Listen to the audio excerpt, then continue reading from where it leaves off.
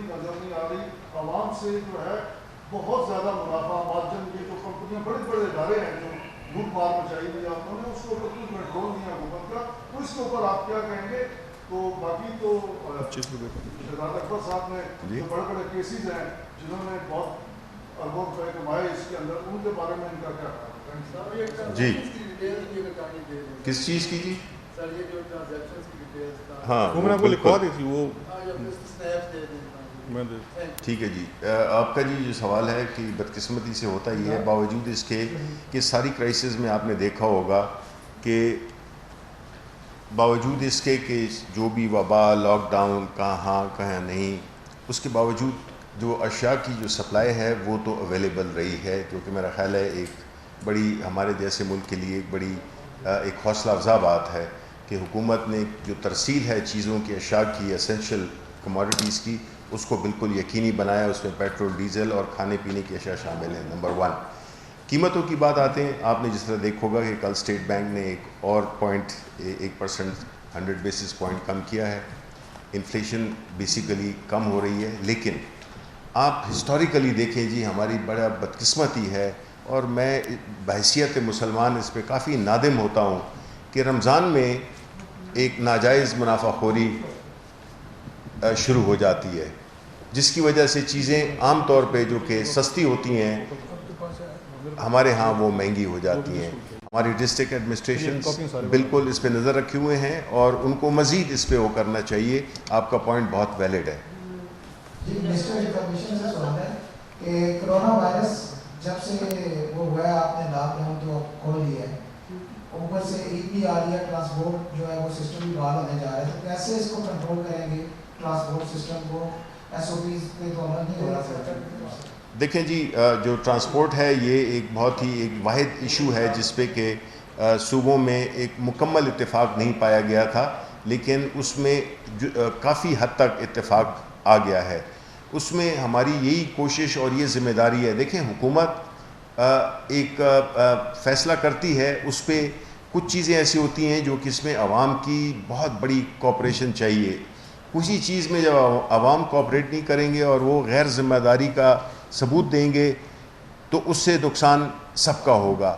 ہماری نیت, prime minister صاحب کی نیت یہی تھی کہ لوگوں کو کاروبار کے موقع ملیں, لوگوں کو ایک معیشت اور جو لوگوں میں جو بھوک سے وہ کرنے کے لیے وہ لوگ جو کہ جن کا کہ کاروبار بڑا ڈیلی بیسڈ ہوتا ہے, تو اس کے لیے مزدور کنسٹرکشن کے لیے جاتے ہیں, ایک جگہ سے دوسری جگہ جاتے ہیں, تو ان کے لیے تو سب سے ضروری ہے, بیکاز ان کے پاس تو گاڑیاں وغیرہ نہیں ہیں.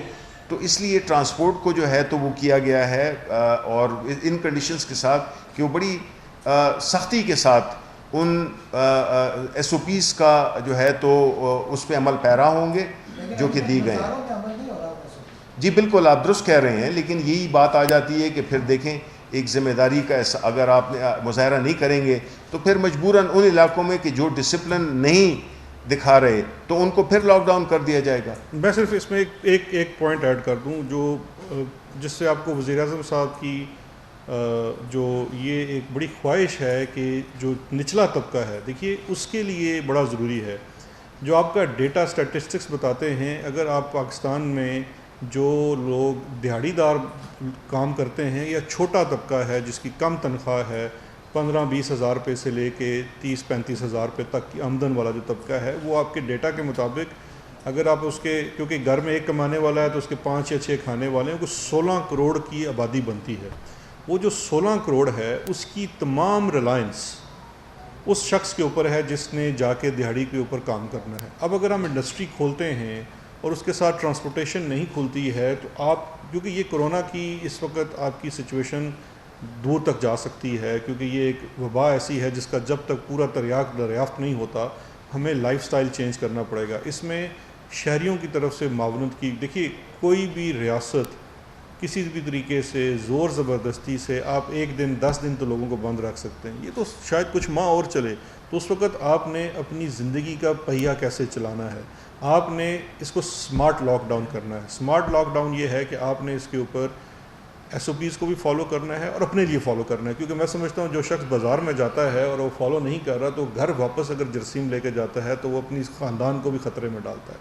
اس چیز کے لیے سب سے زیادہ کردار آپ لوگوں نے بھی ادا کرنا ہے، حکومت بھی کرے گی، کیمپینز بننی چاہیے، اویئرنیس کیمپین بننی چاہیے، میڈیا، سوشل میڈیا کے اوپر ہم سب دیکھتے ہیں میڈیا، جب اس کو دیکھیں گے تو اویئرنیس آئے گی، تو انشاءاللہ مل کے اس سے ہم بہتر طور پہ جی اورنگزیب ایک منٹ رمزیب صاحب.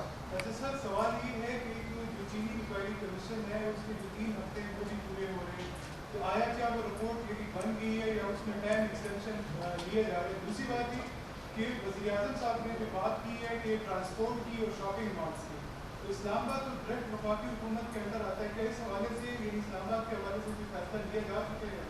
پہلے چینی اور آٹے کا جو کمیشن کا جہاں تک تعلق ہے، آپ نے دیکھا ہوگا کہ اس میں اسد عمر صاحب، چیف منسٹر پنجاب عثمان بزدار صاحب، رزاق داؤد صاحب، یہ تینوں پیش ہوئے. انہوں نے اپنا بیان قلم بند کرایا اور باہر آ کے کوئی پریس کانفرنس نہیں کی کہ ہم نے بڑا احسان کیا ہے اس ملک پہ کہ ہم نے یہاں پہ پیش ہوئے ہیں. تو اس کا تو بالکل وہ چل رہا ہے اور انشاءاللہ ان قریب اس کا پتہ چل جائے گا. اور جو دوسری بات آتی ہے، آپ کا جو سوال تھا ریگارڈنگ اسلام آباد اور کی مالز کا ٹرانسپورٹیشن کا، تو وہ تو میرا خیال ہے کہ اس میں کوئی شک نہیں ہے کہ یہ جب اوور آل جب ایک پالیسی بن گئی ہے کہ ٹرانسپورٹ کو ہم نے وہ کرنے سے ذمہ طور پہ ہم نے استعمال کرنا ہے، تو یہ مسئلہ انشاءاللہ یہ تو حل ہو جائے گا. دو میرے سوال ہیں، ایک وزیر اطلاعات سے ایک آپ سے سوال ہے کہ نیب کے جو ٹرائل اسپیڈ بھی ہو رہے ہیں، سلو بھی چل رہے ہیں، لیکن پاکستان میں جو فیک کمپنیز بنائی جاتی ہیں جس طرح آئی پی پیز ہیں، وہ کک بیکس دیکھتی ہیں، جو قیمت ہوتی ہے فیول کی وہ کچھ ہوتی ہے اور عوام کو، اور وہ بلکہ جو پاور پلانٹس ہوتے ہیں. آپ آئی بی پی فیک کمپنیز کہہ رہے ہیں وہ تو الگ چیز ہے. میں آپ کو اس ریفرنس کے اس پہ پر آ رہا ہوں. فیک کمپنیاں بنا کے منی ٹرانزیکشن کی جاتی ہے، مقصد ہوتا ہے کک بیکس لینا. اس حوالے سے کمپریہنسو لیجسلیشن کب کریں گے؟ ایک. دوسرا کچھ شعبے ایسے ہیں جس طرح مطلب جو پیک آورز ہوتے ہیں آئی پی پی، اس دوران جو گیس پاور پلانٹس ہوتے ہیں ان کی بجائے ڈیزل بھی چلاتے ہیں اور کھربوں روپے عوام کے ضائع ہوتے ہیں. یہ تمام چیزوں پہ ٹرائل ہو رہے ہیں، لیکن کمپریہنسو لیجسلیشن آپ کو سامنے لائیں گے تاکہ گفٹ اور گفٹ اکاؤنٹ یہ چیزیں ختم ہوں. وزیر اطلاعات سے میرا سوال یہ ہے کہ سر یہ ریومرز ہیں اور خبریں بھی یہ کہ گورنر سندھ جو ہے ان کو تبدیل کر کے ذوالفقار مرزا کو لایا جا رہا ہے، اس میں کیا اثر ہے؟ نہیں جی، آپ کو پتہ ہے کہ ہمارے جو گورنر ہیں عمران اسماعیل، وہ کورونا کا شکار ہو گئے تھے اور وہ الحمدللہ ابھی صحت مند ہو گئے ہیں. تو ایسی باتوں میں کوئی صداقت نہیں، وہ اپنا کام دوبارہ شروع کر چکے ہیں اور انشاءاللہ وہ رہیں گے. دوسری چیز جو آپ کا پہلا سوال تھا وہ بڑا امپورٹنٹ سوال اس لیے ہے کہ دیکھیے اس میں ایشو صرف لیجسلیشن کا نہیں تھا، امپلیمنٹیشن کا بھی تھا.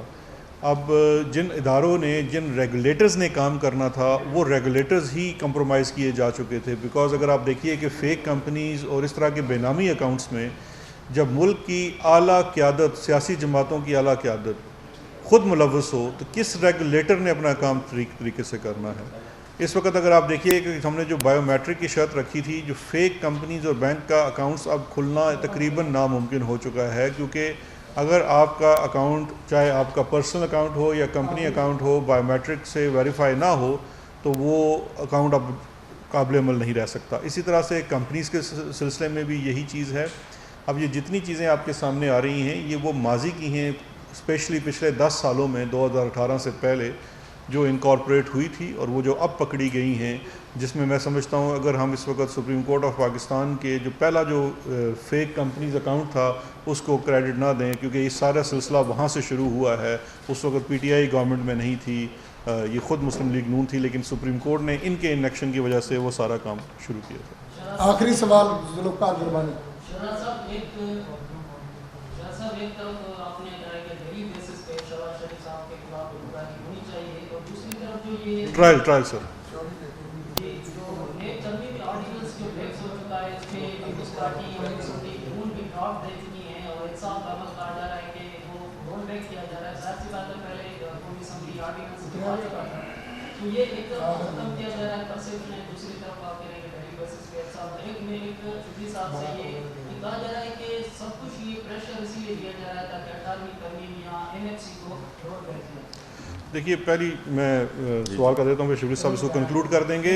جو نیب کا ترمیمی آرڈیننس ہے اس میں بڑی کلیئرٹی کی ضرورت ہے. فرسٹ آف آل جو حکومت نے ترمیمی آرڈیننس کیا تھا جس نے پارلیمان سے پاس ہونا تھا، اور میں یہ سمجھتا ہوں کہ وہ اپوزیشن کے نامناسب رویے کی وجہ سے پاس نہیں ہو سکا.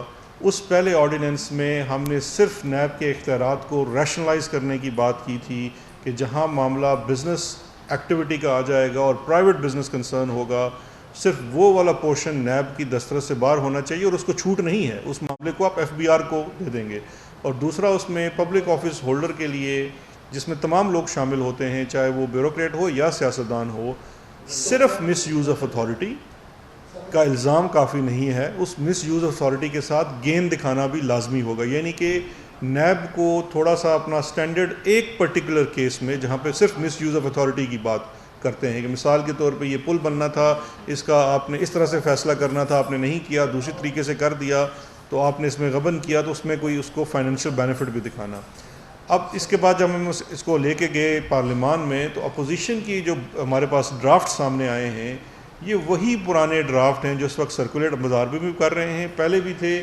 جو میں یہ سمجھتا ہوں اگر آپ مجھ سے مختصر ون لائنر لینا چاہیں گے تو وہ ابو بچاؤ ڈرافٹ تھے کہ آپ اس ڈرافٹ کے اندر سب کچھ بند کر دیں. اس ڈرافٹ میں تو ان کو یہ کہا تھا کہ آپ پھر ایک ہی کام لکھ دیں کہ جی یہ 2 لوگوں کے خلاف کبھی زندگی میں کوئی نیب کا کیس نہیں بن سکتا، کیونکہ یہ تو سوال ہی پیدا نہیں ہوتا پاکستان تحریک انصاف ان ڈرافٹس کے اوپر ایگریمنٹ تو دور کی بات ہے اس پہ بات بھی کر سکے آپ سے.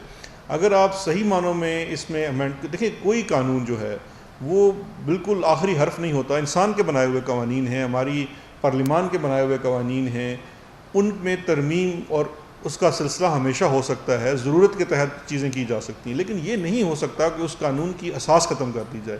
اس لیے ہماری پارٹی کا موقف بڑا دو ٹوک ہے. احتساب ہمارا منشور کا حصہ بھی ہے اور ہم جب سے آئے ہیں ہم نے احتساب کے عمل کو پوری طرح سے آزاد بھی کیا ہے. تو اس چیز کا سوال ہی پیدا نہیں ہونا چاہیے کہ نیب کے قانون میں پاکستان تحریک انصاف کسی ایسی ترمیم کی حامی ہوگی یا کرے گی جس سے احتساب کا عمل کسی طریقے سے بھی کمزور ہو. تو یہ تو بڑا کیٹیگوریکل ہے ہمارا. جی